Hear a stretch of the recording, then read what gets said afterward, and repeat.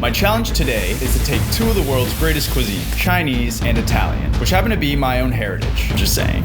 Flavor's great. Mash them up and create something nobody has seen before. So far, we're on to something. Woo! Basically, we're shipping two recipes that may or may not go well together. This will either be awesome or a disaster. Will it be an abomination or the newest food craze? We just made something nuts. This is Ciao Chow. You know, like chow and then chow. I feel like it works.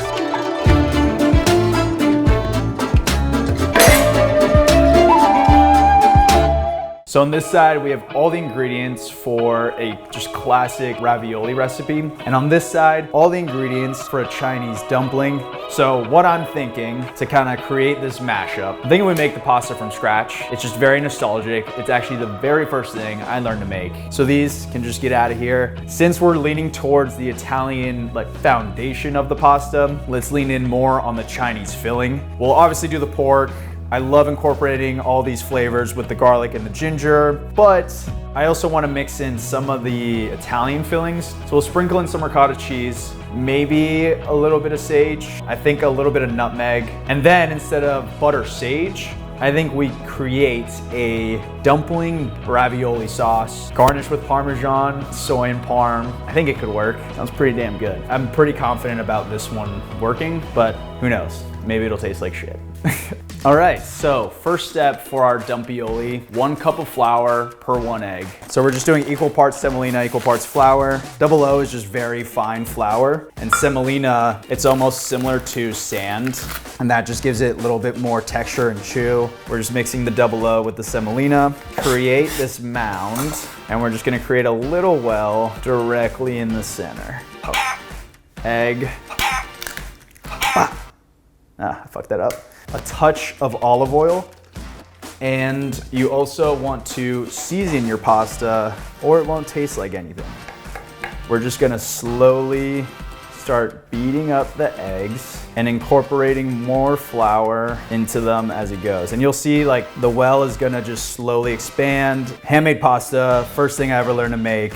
My nonna set up a cooking class with one of the restaurant owners in this super tiny village in Tuscany. I was a super chubby kid. She knew I liked to eat. I feel like mentally she was just like, this guy's gonna love cooking. And she was right. Now, this ratio of egg to flour, there's honestly a lot more flour than egg. Just keep a side bowl of water. And if it feels super dry, you're just gonna slowly add in more water. So she ended up adding maybe half a cup to a cup of water to this dough to just hydrate it and make it easier to work with. It's a very laborious task, but the payout is great. I mean, as you can see, this is already becoming a ball in its own. This is all dry and crumbly, so I'll work it back in the dough, bind it with a little bit of water. You're folding it in itself. Keep working at it. This has been 5 minutes. I'm about to start sweating my ass off, but it's all part of the process, you know? So it's been about 5-7 minutes. As you can see, it's really not smooth, it's craggly. Your dough is not ready. It should take 15-20 minutes, a little bit more of a workout, it's okay. And now look at us, we're making it. All right, maybe it's been 10 minutes. I mean, I'm pretty happy with it. You could definitely go more if you wanted to. It bounces back when you press. It has the consistency of Play-Doh. It's pretty damn smooth. There's your pasta dough. And now what you wanna do is wrap this bad boy in plastic and let this chill at room temperature for about 15, 20, even 30 minutes. What you're doing is letting the gluten rest, because if we ran this through a pasta machine now, it would completely fall apart. While our dough is resting, we're gonna work on the filling for the dumpioli. And I keep saying dumpioli because that is a sick word. Pork. You also can find this for meat ravioli in Italian culture. So there's some crossover here. Green onion, garlic, and ginger. I need a knife. I think I've made dumplings maybe once. My Chinese cooking game really needs some work. So I feel like the age-old question is always, who invented pasta? The Chinese, or was it Italy? Fact check me on this, but I feel like it was the Chinese. That's what's pretty cool about this though, is we're seeing a lot of the similarities that come within this specific dish, especially a filled pasta. They're so similar in nature. So I don't know, maybe this will solve the debates and the feud. 1 big clove. Ginger, we'll just do a little knob. Using a spoon to just peel it easily. Ginger, green onion, garlic. Those are the main components in Chinese cooking. In a way, this is a Chinese sofrito, the Chinese version of an Italian sofrito. We are also gonna add a few Italian elements. Ricotta cheese. This has been strained. You want it super dry. Any sort of moisture is really bad because it would leak through and basically tear the pasta dough, and you obviously don't want that. I don't know how this will impact it, but nutmeg. I really don't know how the ricotta cheese will mix in with those Chinese flavors, but cheese is always good. Big pinch of salt here. I'm gonna add an egg and cilantro. Why not? More flavor.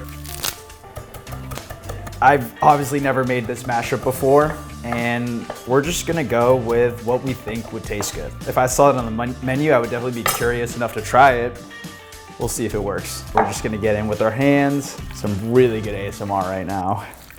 It's dry, sticky, good consistency. Actually smells pretty good. The pasta has rested and it's good to roll out. So after 15 minutes, it's super soft. For the sake of time, I'm just gonna break this in half. Typically, you would break it into quarters and work with that, but as an experienced pasta maker, I'm up for the challenge. Flatten it out to make it easier to run through our pasta machine. Now this, highly recommend. It's like a little over $100, makes for a great gift. My nonna actually gave me this, so I've had this for a while. We are on the widest setting. We're just rolling it out. Running through once, fold it over in a little envelope, and we'll go for it again. You wanna do the envelope trick 3 times on the widest setting. You wanna run it through each setting twice. So we're starting with 0, lightly flour. This will help prevent it from sticking to itself. You do not wanna go to the last number setting because that is way too thin. Now we're on number 4. So now I'm on 5. I just do it until the pasta dough is relatively see-through. Quite large. This goes all the way to 9. I would never reach 9. I think the max I would do is 7. Pretty see-through, like I can see my hands. I'm gonna trim off all the ugly. This is all edible. Now I'm just making sheets. Whatever sheets we're not working with, we're just gonna cover in a bowl. 1 egg, basically the glue for the ravioli filling. Mix it up. Now, I have this. You do not need this. We are gonna start with 2 sheets. I'm just gonna create a rough sort of game plan, a little dollop. You don't wanna overdo it, otherwise they might break. Work at the edges. This will help bind the pasta dough together. We'll drape it on top. This part is important. You wanna press out any of the air around the meat filling so none of the meat leaks out. You wanna press very firmly and just gentle with it, but create your shape. A little wiggle, boom. There we go. Take out the excess dough.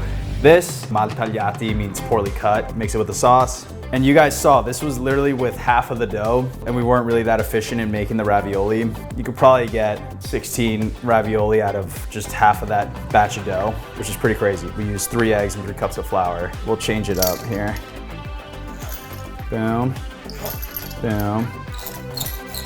This tool right here, I feel like it's working better.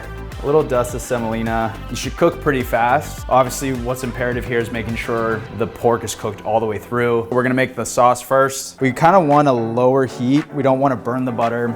Now, typically for a brown butter sage ravioli sauce, literally just add butter, add the sage, pretty much all there is. It seems like a lot, it's because it is, but it's also our sauce, and the more the merrier, okay? So let this cook a little slowly. We're then gonna add sage right here, boom. You can see right here, the butter is starting to brown. So go with the heart. Couple splashes of soy, couple splashes of the balsamic. We'll let that emulsify. Looks kind of gnarly, I'm not gonna lie.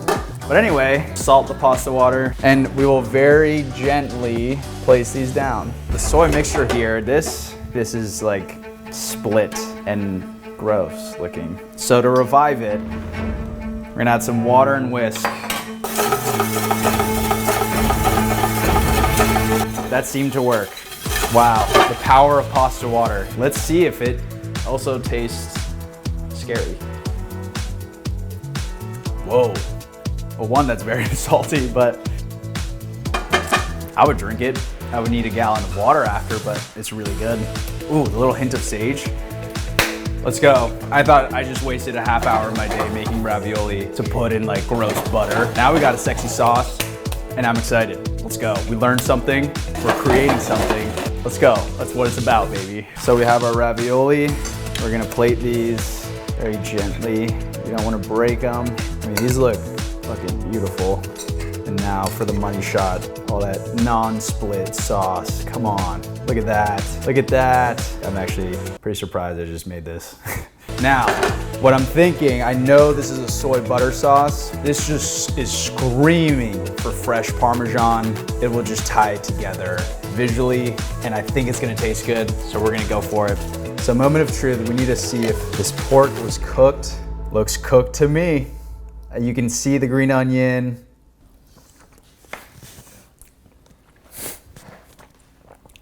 Oh yeah, we just made something very special right here. This is nuts. That works so well.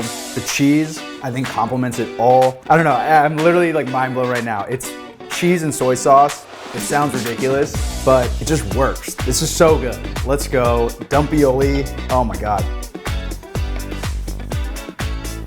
I literally don't know what to say. This is so fucking good. I can't wait for you guys to try this, actually.